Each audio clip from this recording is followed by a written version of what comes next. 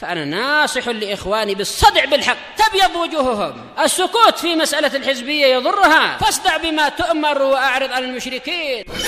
سلامي على دماج ورجالها والشيخ يحيى ودار العلم يا سعد بانيها. بسم الله الرحمن الرحيم.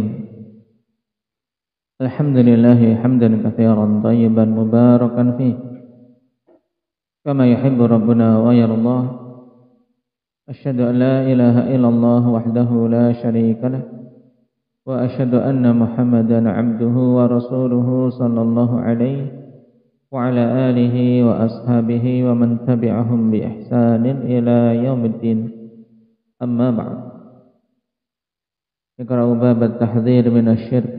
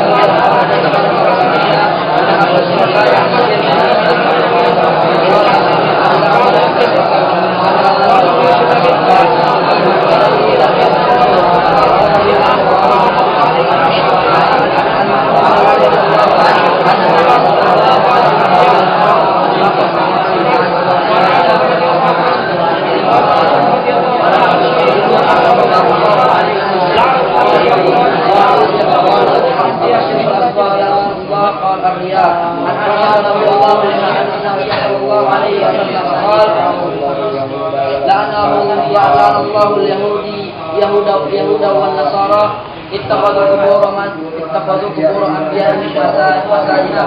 رواه البخاري ومسلم.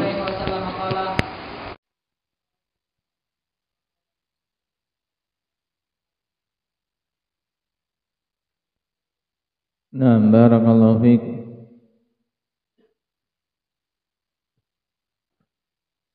Sekarang kita masuk pada bab baru, yaitu bab bayani tahrimit taswir. Bab penjelasan tentang haramnya menggambar makhluk yang bernyawa.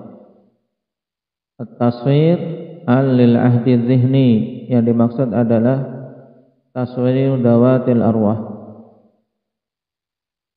yaitu menggambar makhluk-makhluk yang memiliki ruh. Keluar darinya menggambar makhluk-makhluk yang tidak memiliki ruh, seperti tumbuhan dan benda-benda mati lainnya, bebatuan, gunung, dan yang lainnya. Dan disebutkannya pembahasan taswir pada rangkaian hadis-hadis yang kaitannya dengan iman, ikhwan, dikarenakan perkara menggambar makhluk yang bernyawa merupakan salah satu sebab di antara sebab-sebab terbesar terjadinya kesyirikan. Di mana dulu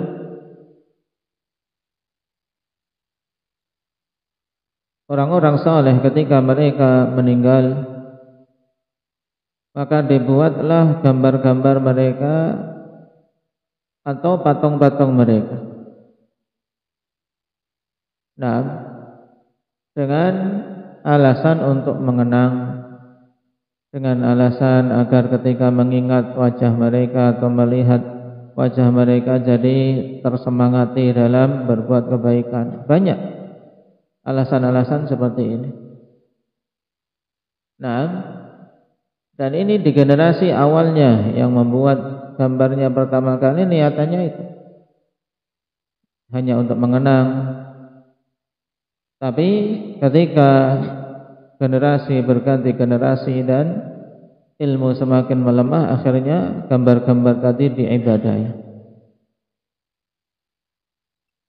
Sebagaimana terjadi pada kaum Nasara yang disebutkan oleh Ummul Mukminin Ummu Salamah radhiyallahu anha,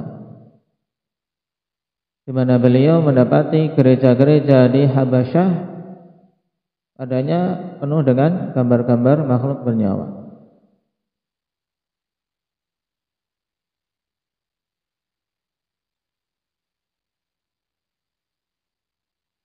Mereka kalau ada orang yang meninggal kemudian dibuat gambarnya.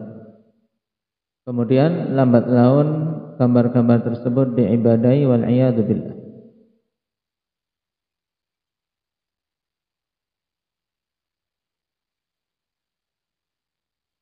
Ini alasan pertama. Kemudian yang kedua, akhwan, karena menggambar makhluk yang bernyawa juga merupakan salah satu bentuk memposisikan diri sebagai tandingan bagi Allah Subhanahu wa taala. Dan ini padanya cacat dari sisi keimanan terhadap rububiyah Allah Subhanahu wa taala. Sebagaimana akan kita baca pada hadis yang ke-29. Qala al-muallif hafizahullahu taala an Aisyah radhiyallahu anha anna an-nabiy sallallahu alaihi wasallam qala ashaddun nasi 'adzaban yaumal qiyamah alladziina yudahuna bi khalqillah. Hadis rawahul Bukhari wa Muslim. Dan sebab wurudnya hadis ini ikhwan, yaitu sebab Nabi sallallahu alaihi wasallam mengucapkan kalimat ini diterangkan oleh Aisyah, qadima Rasulullah sallallahu alaihi wasallam min safarin wa qad satartu sahwatan li bikiramin fihi tamathil. Nabi sallallahu alaihi wasallam tiba dari suatu safar dalam keadaan aku telah menutup jendela atau semacam lubang yang di rumah dengan sebuah tirai. Bikiramin fihi tamathil. Kiram sitrun raqiq, yaitu 6 tirai dari kain yang tidak terlalu tebal, tapi padanya gambar makhluk yang bernyawa.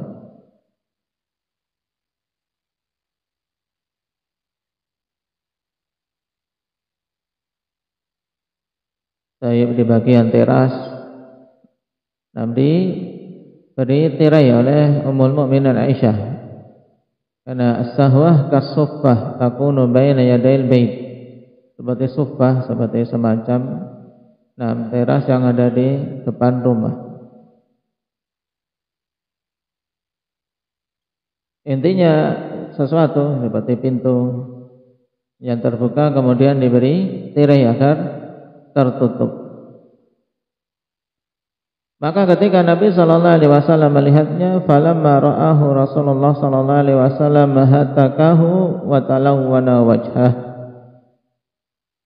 Tatkala Nabi sallallahu alaihi wasallam melihatnya, maka segera Nabi merusak gambar tersebut dan berubahlah wajah beliau, menunjukkan pengingkaran dan kemarahan. Wa qala, dan beliau mengatakan sebagaimana dalam hadis ini, ya Aisyah, asyaddun nasi 'adzaban yaumal qiyamah alladziina yudahuna bi khalqillah.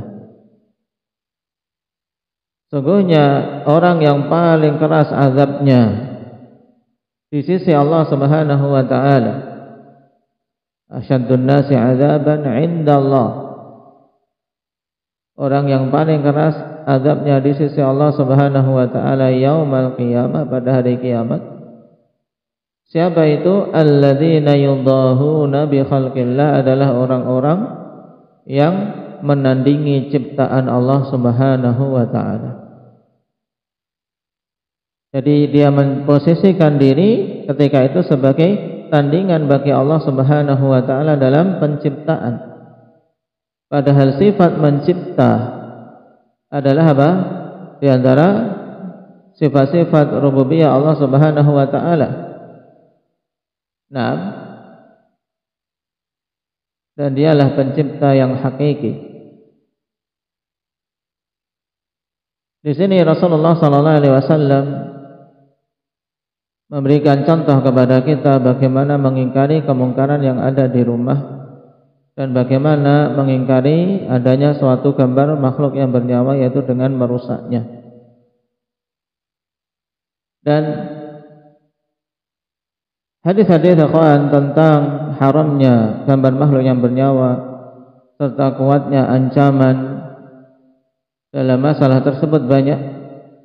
Cuman dipilih hadis ini kenapa? Karena pentingnya hadis ini dalam menjelaskan tentang illah diharamkannya gambar makhluk yang bernyawa. Baik. Illah diharamkannya gambar makhluk yang bernyawa dalam hadis ini apa? Nabi sallallahu alaihi wasallam tegaskan alladzina yudahuna bi khalqillah. Adanya mudahah, adanya upaya menandingi Allah Subhanahu wa taala dalam ciptaan. Baik dia meniatkan ataupun tidak. Karena apa? Mudahah itu akan dilihat dari sisi apa hasilnya. Nah, ketika terbuat atau terjadi, terwujud, tercipta patung misalnya, dia bikin patung bentuk manusia. Nah, maka secara otomatis dia telah apa? Yudahuna bi khalqillah, baik dia niatkan untuk apa? Menandingi Allah ataupun tidak, dan kebanyakan dia tidak akan meniatkan untuk menandingi Allah Subhanahu wa taala. Cuman perbuatan tersebut telah apa? Telah jatuh dalam hal ini. Karena dia membuat dirinya sebagai tandingan bagi Allah Subhanahu wa taala. Berarti dari sini kita ketahui akhwan, pada menggambar makhluk yang bernyawa ada dua alasan utama kenapa diharamkan dan diancam dengan ancaman yang besar. Taib. Illah mansusah, illah yang secara nas ditegaskan dalam hadis pada hadis kita ini. Nah, li'anna fihi mudahatun bi khalqillah, karena padanya apa? Mudahah, penandingan terhadap apa? Ciptaan Allah Subhanahu wa taala. Dan ini illah asli dari diharamkannya gambar makhluk yang bernyawa. Dan illah yang kedua akhwan, berdasarkan apa? Istimbat, di mana menggambar makhluk yang bernyawa dzari'atun ilal wuqu' fi syirki. Menggambar makhluk yang bernyawa itu merupakan celah yang menjatuhkan dalam kesyirikan. Mengetahui dua ilah ini penting akhwan, terutama ilah yang pertama. Kenapa? Karena banyak manusia mereka hanya mengambil ilah yang kedua saja. Alasan yang kedua diharamkannya gambar makhluk yang bernyawa, yaitu apa tadi? Munah.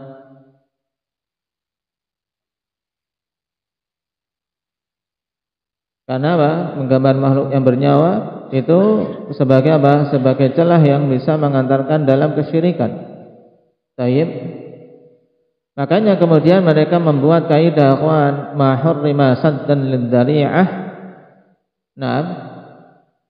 Yajuzu irtikabuhu lil hajah. Apa saja yang diharamkan karena apa? Karena saddud dzari'ah boleh untuk dilanggar ketika ada kebutuhan.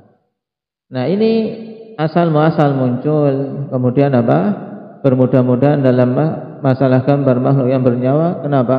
Karena alasannya menggambar makhluk yang bernyawa diharamkan hanya sebagai apa? Saddud dzari'ah, untuk menutup celah terjatuh dalam kesyirikan.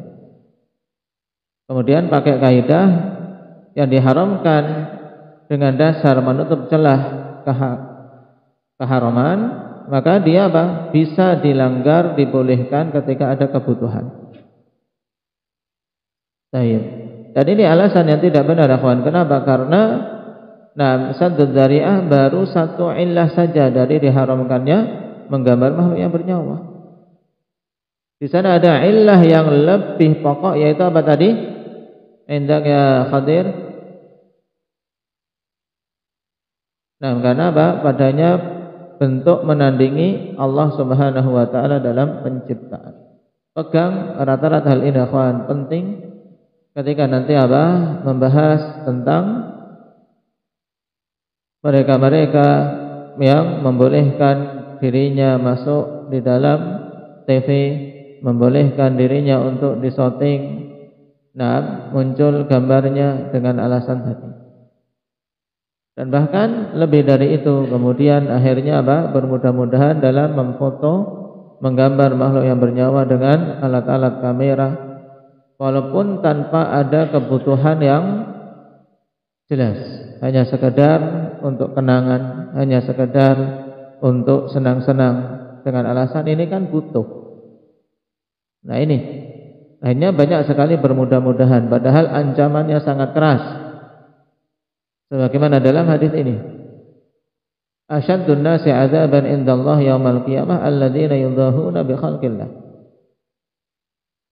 Kalau hanya alasannya karena butuh, akhwan, tentunya apa yang dilakukan Aisyah radhiyallahu anha jelas suatu kebutuhan, ya tidak? Apalagi pada masa itu ketika kain sedikit digunakan untuk menutup sebagai tirai. Ini kan bukan hanya sekedar sebagai hiasan, sebagai kenang-kenangan, tidak, bahkan suatu kebutuhan.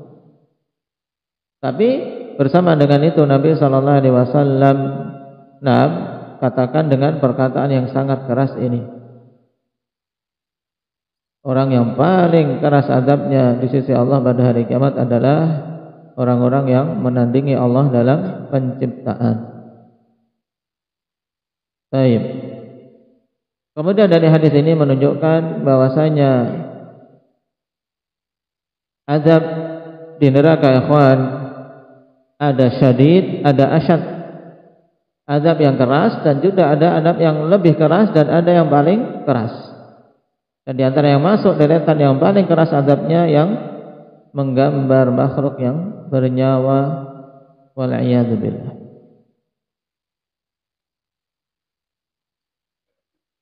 Makanya tidak sepantasnya untuk kita bermudah-mudahan dalam hal tersebut.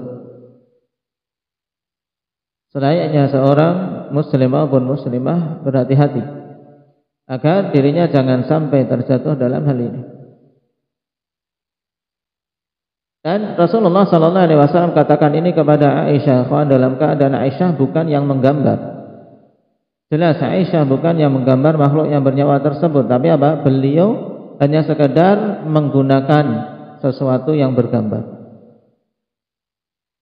Padanya dorongan untuk seseorang tidak ridha dengan kemungkaran. Karena seorang yang ridha dengan suatu kemungkaran, dia sepertinya melakukan kemungkaran tersebut. Nah, ketika menyetujui suatu gambar makhluk yang bernyawa, ridha dengannya atau bahkan mungkin memerintahkannya, maka dihukumi seperti dia yang menggambarnya. Walaupun dari tingkat keparahannya berbeda-beda. Baik. Maka contoh dari Nabi sallallahu alaihi wasallam sebagai teladan bagi kita untuk Untuk mengingkari, untuk merusak gambar-gambar makhluk yang bernyawa sehingga tidak lagi terlihat itu sebagai gambar makhluk yang bernyawa dengan merusak kepalanya. Adapun ancaman yang lain insyaallah kita ambil pada pertemuan yang akan datang. Naktafi bihadza walhamdulillah. Naqra Zakaria ada. Kita baca. An Aisyah radhiyallahu anha anna an-nabiy sallallahu alaihi wasallam qala ashaddu an-nasi 'adzaban 'inda Allah yaumal qiyamah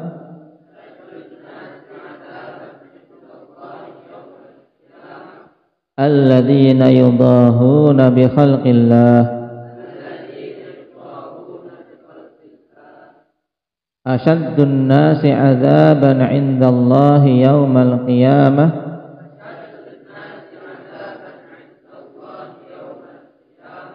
alladzina yudahuna bi khalqillah. Rawahul Bukhari wa Muslim.